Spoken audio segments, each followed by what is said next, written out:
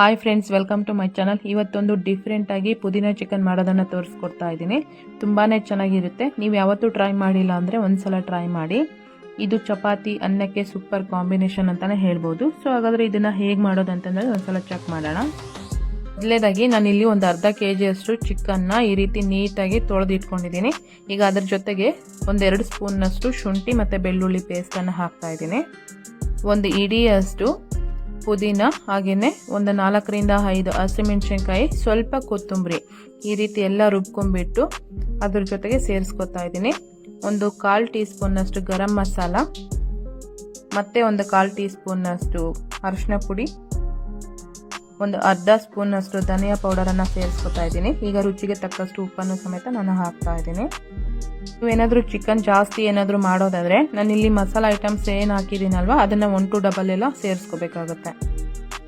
ಮಸಾಲೆ ಎಲ್ಲ ಹಾಕ್ಕೊಂಡ್ಮೇಲೆ ಈ ರೀತಿ ಎಲ್ಲ ಒಂದ್ಸಲ ನೀಟಾಗಿ ಮಿಕ್ಸ್ ಮಾಡಿಕೊಂಡು ಒಂದು 10 ನಿಮಿಷ ನಾವು ಇದನ್ನು ನೆನೆಯೋದಕ್ಕೆ ಬಿಟ್ಬಿಡಬೇಕು. ನಿಮಗಿಲ್ಲಿ ಹಸಿಮೆಣಸಿನ್ಕಾಯಿ ಬೇಡ ಅಂತಂದ್ರೆ ನೀವಿಲ್ಲಿ ಚಿಲ್ಲಿ ಪೌಡರು ಸಮೇತ ಸೇರಿಸ್ಕೋಬೋದು, ಬಟ್ ಕಲರ್ ಚೇಂಜ್ ಆಗುತ್ತೆ ಅಷ್ಟೇ.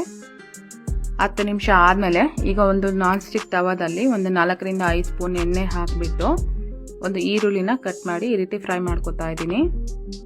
ಅದು ಸ್ವಲ್ಪ ಫ್ರೈ ಆದಮೇಲೆ ರೆಡಿ ಮಾಡಿ ಏನು ಇಟ್ಕೊಂಡಿದ್ನಲ್ವ ಚಿಕನ್, ಅದನ್ನು ಸಮೇತ ಇದರಲ್ಲೇ ಸೇರಿಸ್ಕೊತಾ ಇದ್ದೀನಿ. ನೋಡಿ, ಪುದೀನ ಚಿಕನ್ ಜೊತೆಗೆ ಬಿಸಿ ಅನ್ನ ಹಾಕ್ಕೊಂಡು ತಿಂತಾ ಇದ್ದರೆ ಅದ್ರ ಮಜಾನೇ ಬೇರೆ ಇರುತ್ತೆ. ಯಾಕೆಂದರೆ ಇದು ಅಷ್ಟು ಸೂಪರ್ ಟೇಸ್ಟಿಯಾಗಿರುತ್ತೆ. ಸೊ ನೀವು ಖಂಡಿತ ಈ ರೆಸಿಪಿನ ಮನೇಲಿ ಟ್ರೈ ಮಾಡಲೇಬೇಕು. ತುಂಬ ಈಸಿ ಪ್ರೋಸೆಸ್ ಇದು.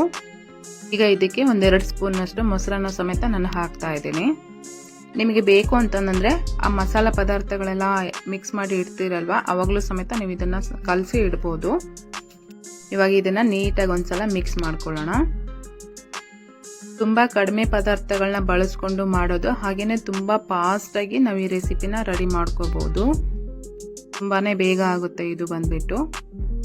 ಅದು ಸ್ವಲ್ಪ ಫ್ರೈ ಆಗ್ತಾ ಇರಬೇಕಾದ್ರೆ ಒಂದು ಅರ್ಧ ಸ್ಪೂನ್ನಷ್ಟು ಚಿಲ್ಲಿ ಫ್ಲೇಕ್ಸನ್ನು ಹಾಕ್ತಾ ಇದ್ದೇನೆ. ಇದು ಆಪ್ಷನಲ್ ಆಗಿರುತ್ತೆ, ಮನೇಲಿ ಇದ್ರೆ ಹಾಕ್ಕೊಳ್ಳಿ, ಇಲ್ಲ ಅಂತಂದರೆ ಇದನ್ನು ಸ್ಕಿಪ್ ಮಾಡ್ಕೊಳ್ಳಿ. ಬಟ್ ಇದನ್ನು ಹಾಕೋದ್ರಿಂದ ಸ್ವಲ್ಪ ಟೇಸ್ಟ್ ಚೆನ್ನಾಗಾಗುತ್ತೆ ಅಂತಂದೇಳಿ. ಈ ಥರ ನೀವು ಚಿಕನ್ನ ಮನೇಲಿ ಟ್ರೈ ಮಾಡಿದರೆ ಮಕ್ಕಳಿಂದ ಹಿಡಿದು ದೊಡ್ಡವ್ರವರೆಗೂ ತುಂಬ ಇಷ್ಟಪಟ್ಟು ತಿಂತಾರೆ. ನೋಡ್ತಾ ಇದ್ರೇ ಎಷ್ಟೊಂದು ಕಲರ್ಫುಲ್ ಆಗಿದೆ ಅಲ್ವಾ. ಸೊ ತಿನ್ನೋದಕ್ಕೆ ತುಂಬ ಟೇಸ್ಟಾಗಿರುತ್ತೆ. ಈಗ 1 ಸ್ಪೂನ್ನಷ್ಟು ನಾನು ತುಪ್ಪನ ಸೇರಿಸ್ಕೊತಾ ಇದ್ದೀನಿ. ಈ ಥರ ಎಲ್ಲ ಮಸಾಲೆ ಪದಾರ್ಥಗಳನ್ನ ಹಾಕೊಂಡ್ಮೇಲೆ ಒಂದು 10 ನಿಮಿಷ ನಾವು ಇದನ್ನು ಮುಚ್ಕೊಂಡ್ಬಿಟ್ಟು ಫ್ರೈ ಮಾಡಿಕೊಂಡ್ರೆ ಸಾಕು, ರೆಡಿ ಆಗುತ್ತೆ. ನಾನೀಗ ಇದನ್ನು ಮುಚ್ಕೊಂಡ್ಬಿಟ್ಟು ಫ್ರೈ ಮಾಡ್ಕೊತಾ ಇದ್ದೀನಿ. 10 ನಿಮಿಷ ಆದಮೇಲೆ ನಾನು ಈ ಮುಚ್ಚಳಿಕೆನ ಓಪನ್ ಮಾಡ್ತಾ ಇದ್ದೀನಿ. ನೋಡಿ, ವಾವ್, ಎಷ್ಟು ಚೆನ್ನಾಗಿ ಬೆಂದಿದೆ ಅಲ್ವಾ.